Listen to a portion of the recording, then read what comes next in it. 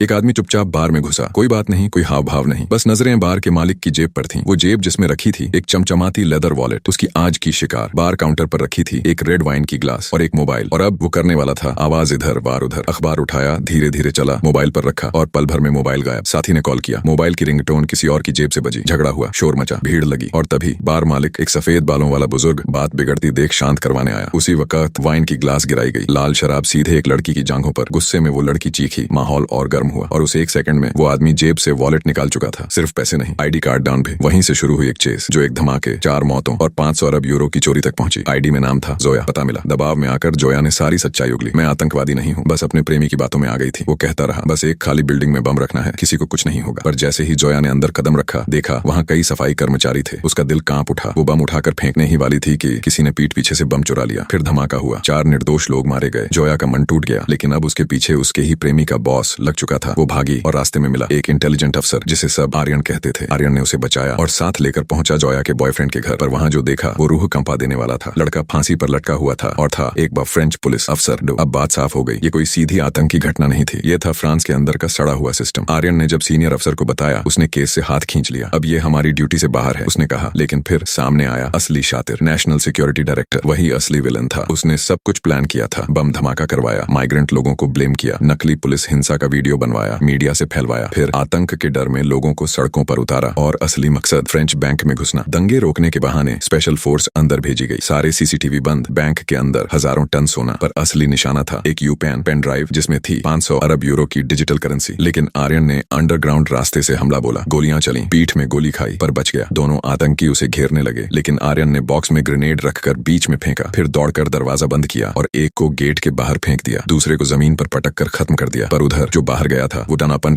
लेकर भीड़ में गायब हो चुका था। भीड़ के बीच एक चेहरा, जोया, और वहीं था उसका साथी शैडो। उन दोनों ने मास्क पहना, भीड़ में गुम हो गए। पर तभी वो लीडर वापस आया, पर्स चेक किया, अपान गायब। उसने लोगों के मास्क उतारने शुरू किए और अचानक जोया का चेहरा सामने आ गया। अब शैडो को सामने आना ही पड़ा। पर कहानी यहीं खत्म नहीं हुई। डायरेक्टर ने शैडो को यूपान के बदले 1 अरब डॉलर और फ्रांस छोड़ने की डील दी। शैडो ने सौदा स्वीकार किया। डायरेक्टर उसे अंडरग्राउंड पैसे देने ले गया, पर वहां आर्यन उसका इंतजार कर रहा था। पिस्तौल तनी। डायरेक्टर ने चाल चलने की कोशिश की, पर बाहर से पुलिस घुस गई। डायरेक्टर गिरफ्तार, अपन वापस। अब शैडो आर्यन का साथी बन चुका था। जोया अब आतंक की नहीं, इंसाफ की आवाज थी। और वो 500 अरब अब आतंक की जगह इंसानियत के हाथों में था। कभी कभी सच्चाई बहुत खून मांगती है, पर जब सच जिंदा होता है तो पूरी दुनिया बदल जाती है।